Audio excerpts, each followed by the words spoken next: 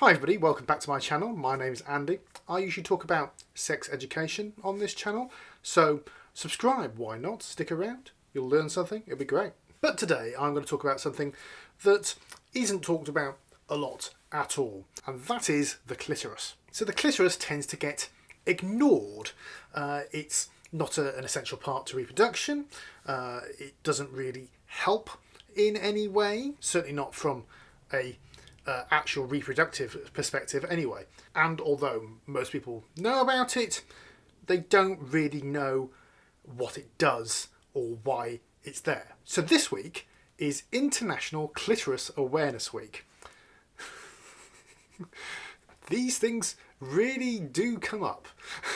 So I thought, what a great opportunity to talk about the clitoris and maybe give you a few facts about it. Well, firstly, you probably want to know where it is. Well, most people have a general idea, but I'm going to show you a diagram just over there, and I'm going to try and point out the various places of the vulva, which this is, not the vagina, this is the vulva. So we have the vaginal lips. I'll electronically point to where they are. You've got the labia majora and the labia minora. You have the perineum, which is here. We've got the anus, which is here. You have the vagina itself, which is here. And then you have the clitoris there. This is actually only the part of the clitoris you can see. It's called the glans, and it's the bit which you can touch. So the clitoris was discovered by a chap called Columbus. Not that one.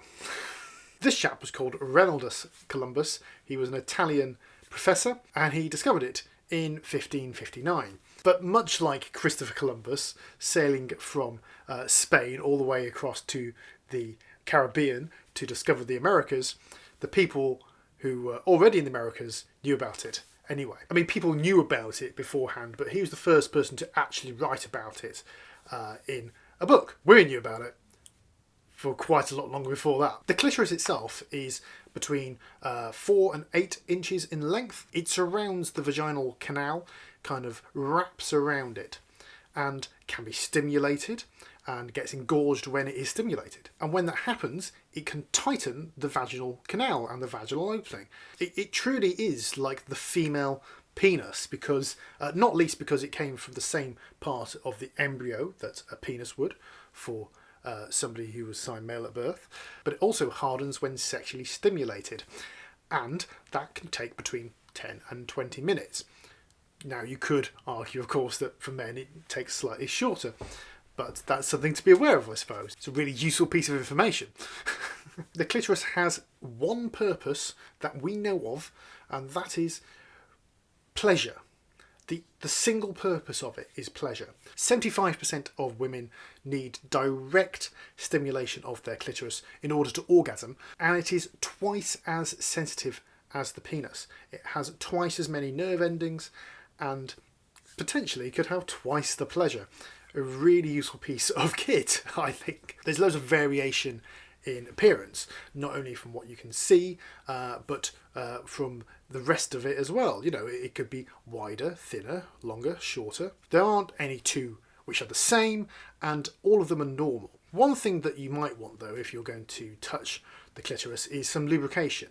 Now, it's possible that you can get lubrication from the vagina, because when it's sexually stimulated, it will secrete lubricant. But if that is not happening, if it's not possible, it's not always possible to get that kind of lubrication naturally, you can of course use artificial lubricants such as water-based lubricant, which is another reason why you should use lube.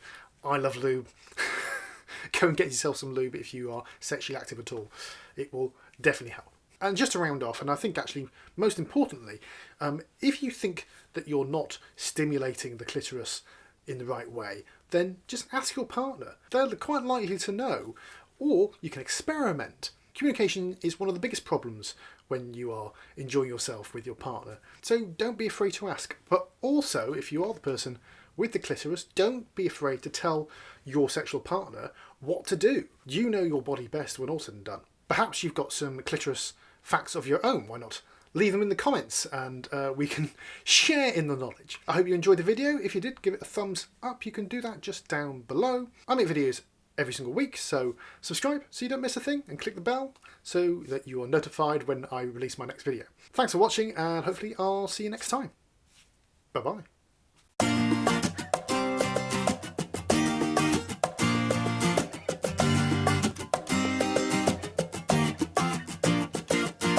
So, this week is...